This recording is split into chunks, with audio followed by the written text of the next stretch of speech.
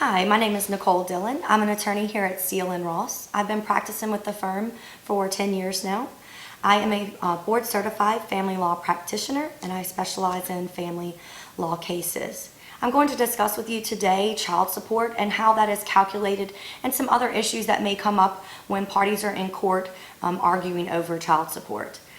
Child support is very statute driven. There's not a whole lot of arguments parties can make with regard to child support.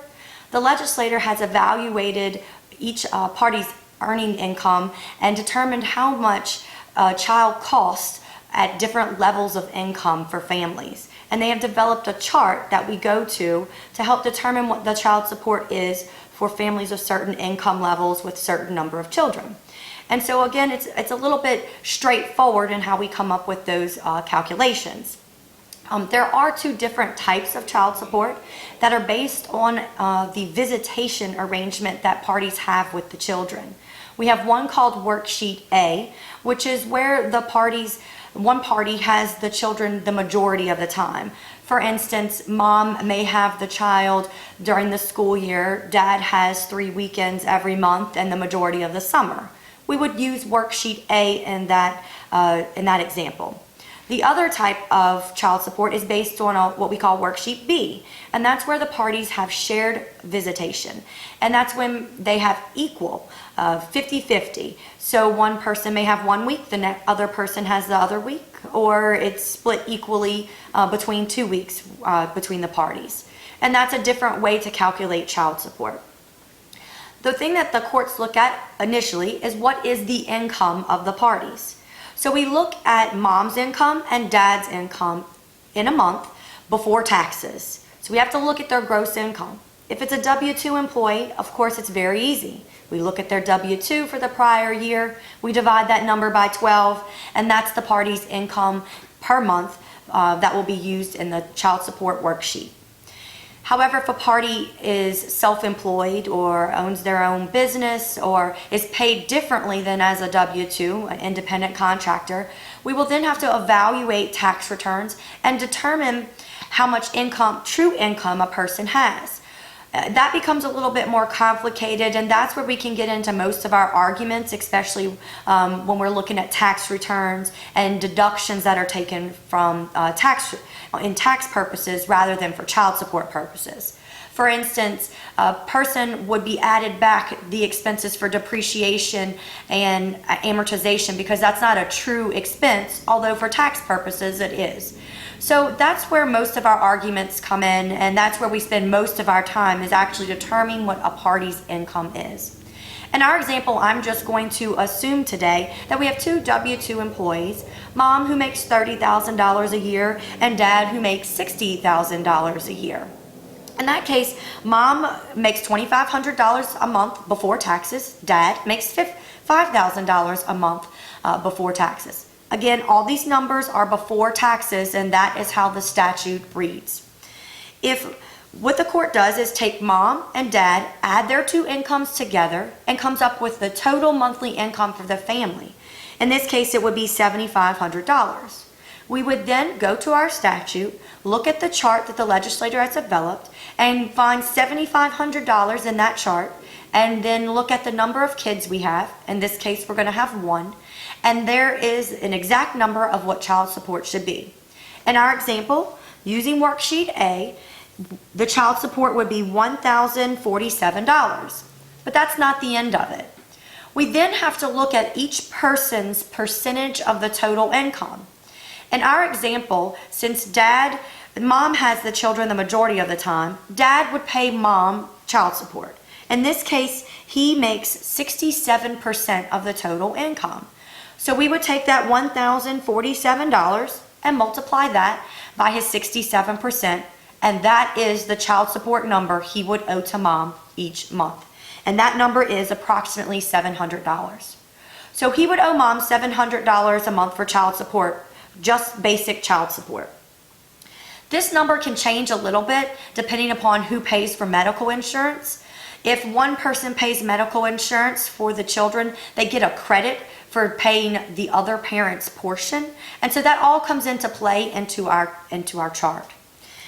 On top of this child support amount, There are other expenses that the statutes provide have to be shared by the parties based on their income percentage. In our example, dad would have to pay 67% and mom would have to pay 33% of certain additional expenses. And those are medical insurance premiums, uncovered medical expenses over $250 per child per year, daycare and aftercare, and if there's a judgment stating that the children are to attend private school, dad would also have to pay 67% of tuition, registration, and supply fees for private school only. That does not apply to public school. So as you can see, on top of the $700, there are some additional expenses that would have to be covered by each party based on their income percentages. And dad cannot question where mom is spending this $700 a month. He can't get an accounting of it. He can't ask for her bank accounts to see where she's spending it. It is what it is, and that is the number that the courts would come up with for dad to pay. In our second example, we're going to assume that the parents have shared custody. In that example, we're going to use the same dollar amounts, but there is a special formula that the charts provide to come up with the basic child support number. And in this case, the child support number would be reduced to $262 a month because the courts assume that since the parents have equal visitation, they both have to have pretty much the same expenses for the kids because they're having them equal time.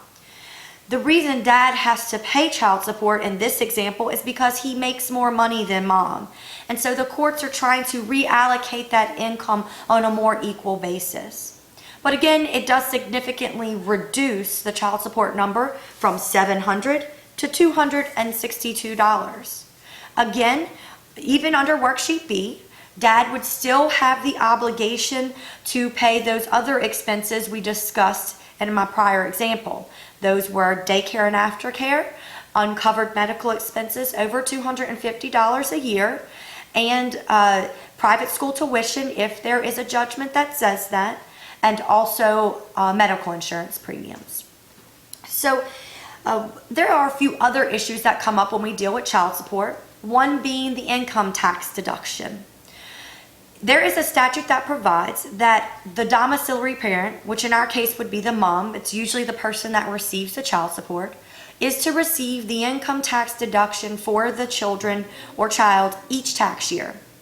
However, there is an exception to that rule. If dad pays over 51% of the child's support, then he then gets the income tax deduction for the child each tax year. And in our example, dad was paying 67%, so the deduction would be switched over to him every tax year. However, there is another exception to that rule. If mom can prove that she will get a higher benefit by claiming the child than dad would, then again, the tax deduction reverts back to mom. So the courts would have to go through that little litany of exceptions to determine who gets the tax deduction. But in reality, what the courts normally do is alternate years for who gets to receive the child tax deduction. So 1 year or even years, mom may get the tax deduction, and odd years, dad would get the tax deduction. That's normally how a court handles it. In addition to these issues that arise, oftentimes there are arguments about a person being underemployed. That can come up when a party may quit their job right around the time we go to court, or may have graduated and has not gotten a degree, but has not gotten employed in the field that they're in, and they could be employed in that field. So in those cases, we would make arguments that a person is underemployed, and the court will look at what their earning potential is. So for example, if dad worked in the plants and made $40 an hour in the plants, and then quit the job right before we went to court and goes to work in another job making minimum wage, the court is going to allocate his prior earning capacity to him. So even though he's not making that, he will be allocated that much higher income. Again, this is done because we don't want people going out and quitting their jobs and not having to pay as much in child support. The other example is when someone does not have, has not gotten employed in their degree by choice. So a court would look at what a normal person with their degree would make and would allocate that income to the other party. Another issue that often arises when we're dealing with child support is overtime. There is statutes that state that extraordinary overtime is not to be included in a party's income for child support purposes. However, if one can show that that overtime has been relatively the same over a 3-year period, the courts will include it because it's no longer considered extraordinary and it's something that's ordinary. Well, this was just some basic information on child support, and of course there's a number of other issues that can arise, and I'd be happy to discuss those with you or any other information that you may need with regard to family law. And you can call or email me at ndillon, that's DILLON, at seal, SEALE, ross.com, and I'd be more than happy to help you with any issues that you may have.